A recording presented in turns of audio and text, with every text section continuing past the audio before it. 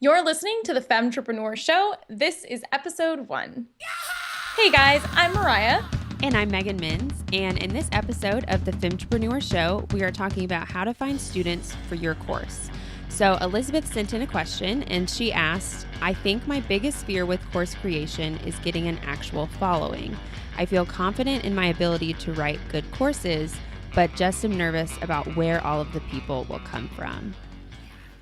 So I think a lot of people who come into sort of the femtrepreneur orbit, whether they're reading the blog or they're students in our own courses, they're starting from scratch. A lot of people do not have an existing blog that they're like, oh yeah, I have 10,000 people on a list just waiting to be launched to. Like that's very just dying rare. to buy from me. Yeah. Yeah, exactly. Like that would be like amazing, but it's not really what happens for a lot of people.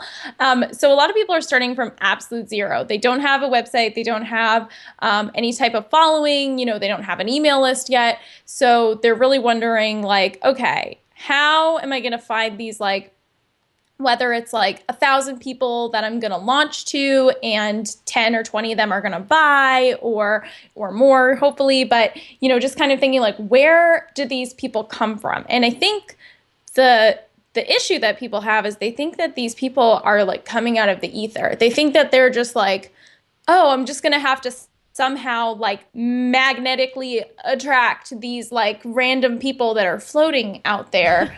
And how will I ever find them? And it stops a lot of people from ever starting. Because I think what's funny to me is that people think, well, I'm starting from scratch. So like, I'm going to have a hard time. And I'm like, wait, everyone started from scratch. Yeah. like surprise, surprise. Like Mariah started with 0 email subscribers. It's not like I like came out of the womb with like, oh yeah, I have this email list that I'm like going to launch to. No big deal. That's just kind of, and I think that's funny. I think like people have a hard time imagining. They forget. Yeah. Like they have a hard time imagining. Like we are real people too. Mariah is a real Right. person. But I think just like what you're saying, I love part of Elizabeth's question where she says she feels confident in being able to create a good course. Like you would kind of assume, oh, well, that's the biggest challenge. But for a lot of people, they feel like I know my shit. Like I know I'm going to make a good course. They just don't know how they're actually going to sell, like who will actually buy it. So I think, Like, I where think did there's a these lot of magic people out people there. come from? Yeah. So the thing that we talk about a lot and come up with this concept, I think when we were doing a Launch Your Signature course Q&A session, and someone asked a similar question, and I was like, okay, so the people that are going to buy your course, they already exist out there in different places. So basically, your audience, the people who you're going to pull from, who are some of them are going to purchase your course. Your audience already exists. It's not being like, you know, put together from scratch from like all these different places. Normally, and in most cases, people's audiences already exist. They're already kind of congregating in a space, in an online space.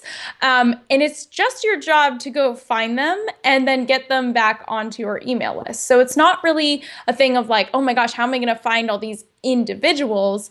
It's more of a question of where am I going to find my community, the people who need my course, the people who need what I have to teach. Where am I going to find where those people are already hanging out? Because they're already congregating online.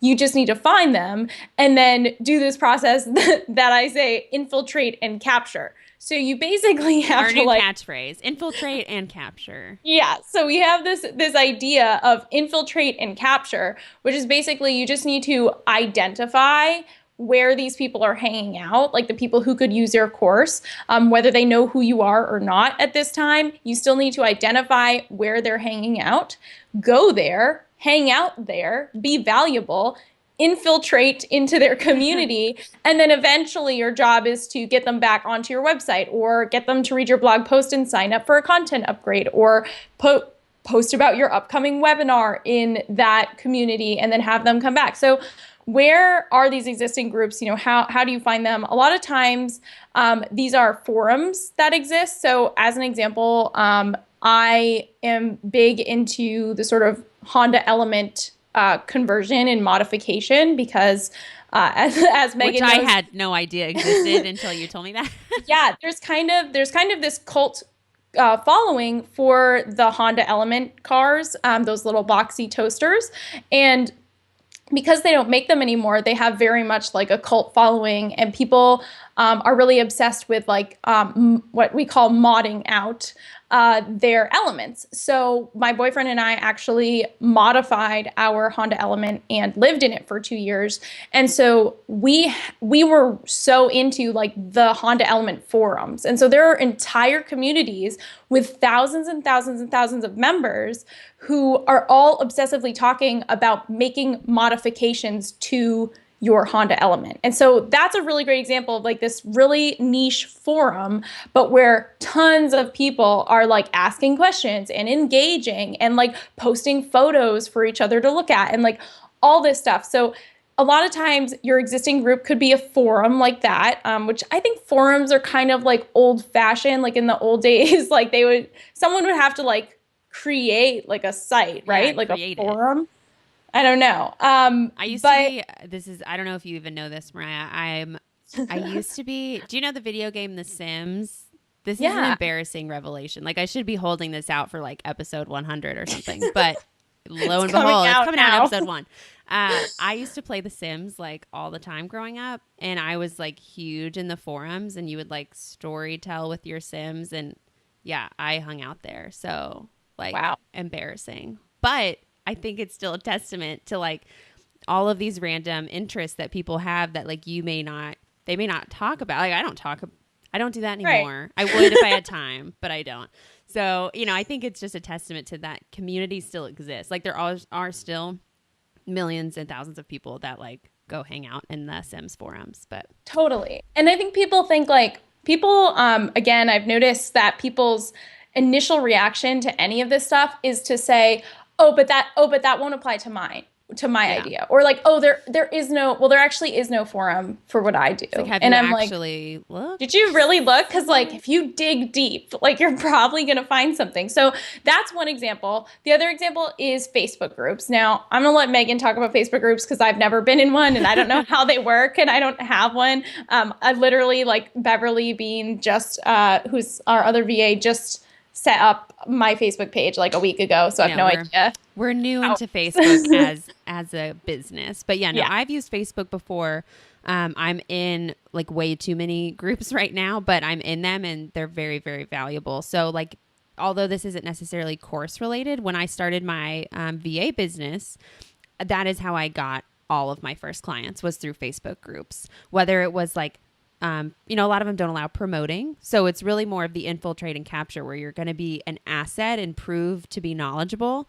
And then people will start asking. Or some Facebook groups, I don't know if you know this, Mariah, some Facebook groups have documents and a lot of them will actually like allow you to list out your contact information or what you do. So I was in a really big Facebook group that had that. And I just like listed out that I was a VA and this is how to find me and this is what I do. And I think like within a week I had like 20 client prospects. So I think it's just such a powerful way to connect. And now in my current role as, being a systems and Squarespace technology expert, that like, I feel like my reach has gotten really big through Facebook without even me. Like I've added enough value sporadically. Like I'm not a pro, like I don't go in every day and do it, though I should.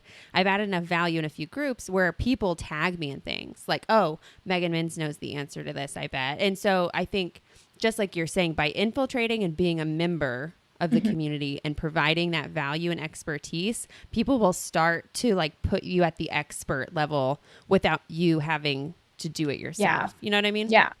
And I would say make this like an intentional effort to get into these groups. And I would say like, if you're wondering like, okay, like tell me how to do this, like maybe spend like 4 to 6 weeks providing the value. That might sound like a long time. So just feel it out, like, feel the vibes and be like, if you've been in there for 3 weeks and you've been like really, really helpful and you feel like the infiltration part is going really well, you can then kind of start to be like, hey, like I'm happy to answer your question, but then be like, I really wrote like an in-depth blog post about this entire thing with more screenshots and more examples. So if you want to take it further, like go check out the blog post over here. So you're basically providing value, but also providing your links as a way to learn more and kind of take it further. But you still have to provide value, not just like spamming. You're being helpful and then showing people where they can learn more through you. And if you feel like, I would say this has to be kind of a planned out thing where you're like, yeah, I'm going to spend probably, 4 to 6 weeks in this group, really providing value and then becoming known. And then people are probably going to ask you like, oh, what's your website? Or do you have, where can I learn more about this? But it'll happen naturally. It could just be like 5 minutes a day though. Like I would almost say being in there briefly, but consistently is going to be more value. Like it doesn't need to be all day. Like you should be able to do business as usual. Just tack on 5 minutes instead of just browsing Facebook or social media, which we all know we do. Just set a timer for like 5 or 10 minutes and like engage and answer questions and ask questions. And, it doesn't need to be a hard thing. Yeah.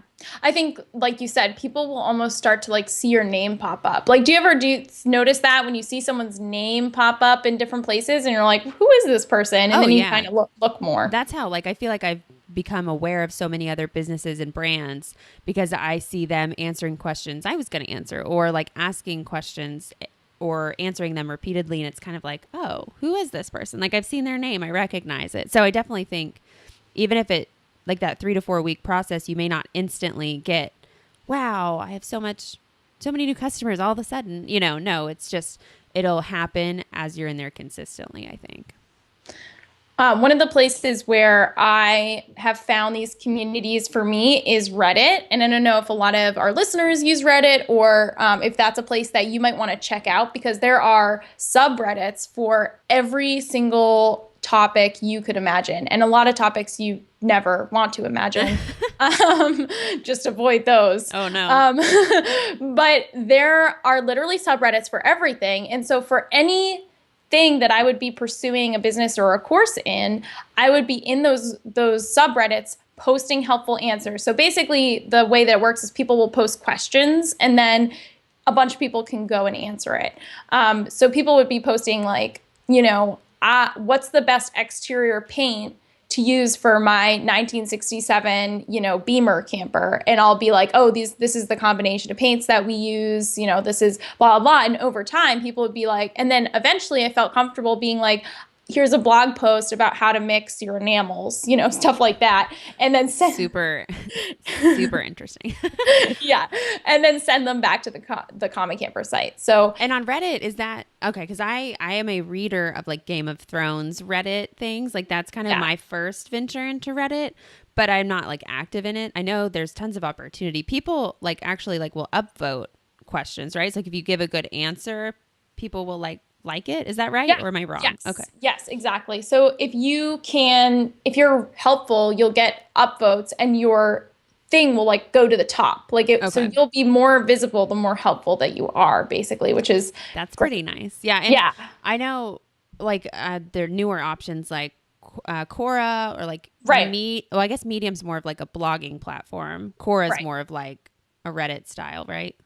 Yeah, where you can ask questions and then the highest voted answer will like show up at the top. Okay. Reddit is completely anonymous. So that unless you choose to expose yourself. Fascinating. But that's just a little tip is that you would have I have a bunch of separate accounts. Like there's a separate account for like showing who you are and then separate accounts for just like private. And you can have as many accounts as you want. So like, I'm not going to like a lot of times you want to be anonymous, but it's great because it's a great place to do like general market research and see what questions people are asking about your topic. So it's a great place for that. But beyond that, it's really like, okay, there is a lot of times I would look at a group and I would be like, damn, like once we started this website and it's not even live anymore, and like, I'm sure we'll get back to it, or my dream is that we'll get back to it eventually. But we started this website about, this is so strange, about cozy things, cozy fabrics, cozy like soft Yeah. Okay. This is I so was like, good. wait, Okay. is there another meaning of the word cozy that I No. don't know of? Okay. Just like, oh, these slippers are amazing. So there's a subreddit. There's a subreddit. Like I'm obsessed with, like, I live in the north and I'm like obsessed with, like, oh, it's such a comfy sweater or whatever. Yeah. And like there's an entire subreddit for that. For cozy things. And it has like 100,000 people in it or something insane of I people mean, like who doesn't like cozy constant. things? Yeah. And it's like people posting like, ooh, this thing is really cozy. Like, this is so cozy. And it's like, and it's like you might be like, well, that's insane. But I mean, we started a website about it. It's like it hasn't been active for a while. But we had this idea to be like, look, there are so many people who are in this community obsessed with like talking about cozy things and sharing information. I was like, this has to be like there's attraction there. You There's know what an I mean? option. Yeah. There's an opportunity there, and it's kind of interesting. But anyway, Reddit to me is like the sort of like golden place where you can go and see what people are honestly asking questions about, and you can see how many people are in those groups. So in the same way that if you looked at a Facebook group and you were like, okay, there's only 200 people in this Facebook group, that's not really enough to be like a pool of people that could support like your course business. If you saw that, like, holy shit, there's 50,000 people in this Facebook group about vintage campers, like that, there's definitely a market there for people who are interested in this information. Versus, and the same thing with Reddit. So you can see a number of like, wow, there's 12,000 people in this group that are active. That tells me that there's a good amount of people that are interested in this topic. So anyway, forums, Facebook groups, Reddit, Quora, like you said, like there's all these different places where the main idea is that your audience already exists. It could be someone else's audience right now. That's another thing, is that like you could look and say, oh, so-and-so has an email list of 100,000 people. Those people are also my audience. Like maybe that audience is someone else's right now, but you are going to work on getting those people. They exist. They're already together. They're already in a Facebook group. They're already in a forum. They're already talking. You just need to infiltrate and capture. And then your job is to get them to come over to your landing pages, to get on your list, to visit your website, to sign up for a webinar, to sign up for a freebie, by providing value and then getting them to come over and learn more about you wherever you are. But the thing is that you have to go to them. I think a lot of people are like, they ask this question and the way they phrase it doesn't make sense. A lot of people say, how are my ideal customers or students going to find me? And I'm like, excuse me? Yeah. Oh, it's not their job to find you. Like, it's your job to go and like hunt them down and like be so good that they can't ignore you and like get them to notice you. Like, that's your job. Your job isn't to sit there and be like, I'm waiting for my ideal just gonna sit here. Yeah, like, I think that's a good point, is because I feel like I did that when I first started my business. It's like, I'm just going to blog and I'm just going to put up a services page and like, right. What else is there for me to do? I'm just going to wait around, and I think that's like a natural thing for people to just like feel like they've done their part. And it's like, you haven't. Yeah. But I do want to say one thing. You were talking about how it might be someone else's audience. I want to clarify that I don't think that necessarily means you're doing the same thing as them. I think it means like, you've given an example before, Mariah, if you're doing like, I forget, like healthy eating for pregnant women or like paleo for pregnant women, you could find another business owner whose audience is pregnant women. And maybe she teaches them natural birth or maternity clothes, like anyone whose audience is the pregnant woman, like that's still your audience, even though you're helping them in a different way, like the potential to be in that group or collaborate with that group owner, like there's huge opportunity there. So I just wanted to clarify, it's not necessarily that you find someone doing what you're going to do and try to take their group. Like it's just the audience that's the same. It's actually not even, so it's not competition. Yeah. It's a vertical market partner, which is someone who serves the same audience as you, but not with the same products and services. Okay. So they help the same person, but in a totally different way. So just like you said, like for me, especially with the Common Camper website, there are people who have audiences and Facebook groups of hundreds of thousands of people.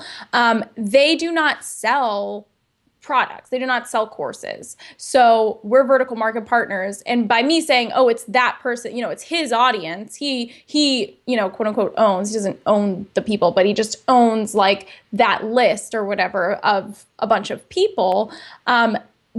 He has that audience, but it's not like I'm trying to like steal to like to be a competition. I'm just saying, oh, I provide a product to that audience. You don't provide a product. You sell advertising space on your site or something like that. They just don't usually do the same exact thing that I do. Okay, gotcha. I think I love that concept, and I think that's such a smart and strategic way to like try to collaborate with people with the same audience, or like even just as far as infiltrating a group. Like, I just feel like that perspective wasn't something that I'd ever thought of until you framed it that way. I was like, oh, like that makes loads of sense. It's like, I don't have to go to a Squarespace group. I can have a group of someone that talks to people who are business owners. I don't know. Now I'm on a tangent. Right. But anyways, I just wanted to clarify that distinction.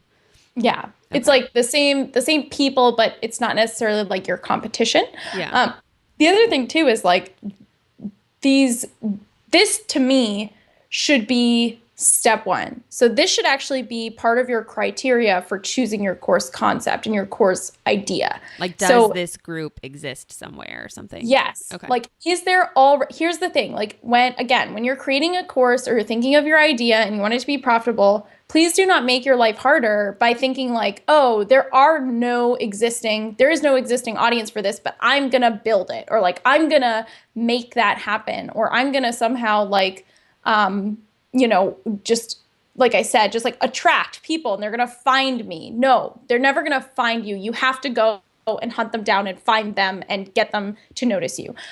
So you can't, this idea that identifying these existing audiences should actually be part of your sort of like validation process, where you're thinking, is this idea any good? Well, can I identify 3, forums, Facebook groups, subreddits, any other places where these people hang out? Can I identify those before you go ahead with a course idea? So this shouldn't be something where you're done with your course and then you're out there being like, who am I going to sell it to? Like, make sure that you identify and find these existing audiences first. And for me, this is like step one. When I'm thinking of a potential business idea, and I have a bunch of other businesses and I'll continue to have other businesses, step one is literally going down the rabbit hole and just researching, where do these groups exist? If I can identify like 5 active Facebook groups that have 50,000 people each in them that are my potential audience, I'm like, okay, I know where I'm going to go to market this. I know how I'm going to get in front of people, whether it's with ads or just going into the groups and being helpful, like however, or it's with like doing a collaboration with the group owner or whatever. However it takes place, I'm not even worried about that. I just need to identify, do these audiences already exist? Because there's no way I'm just going to like build it from scratch. I just need to find where they already hang out and then be another resource for them. Basically, your audience already is out there. You got to infiltrate and capture. Go get them. Infiltrate and capture. We should all say it together. Infiltrate and capture. Yeah, that's what our new motto will be. But thank you so much for giving us your wisdom, Mariah. I love talking about this, and I think so many people have this concern and this fear, and it holds them back. So if you enjoyed this or you relate to Elizabeth at all, definitely go to thefemshow.com/1 to download the free worksheet we have for you, which is 10 places to find your future students. So it'll go through what we talked about and more. So definitely go to thefemshow.com/1 and grab that free worksheet. Awesome. Thank you guys for listening. Thank you. See y'all in the next episode.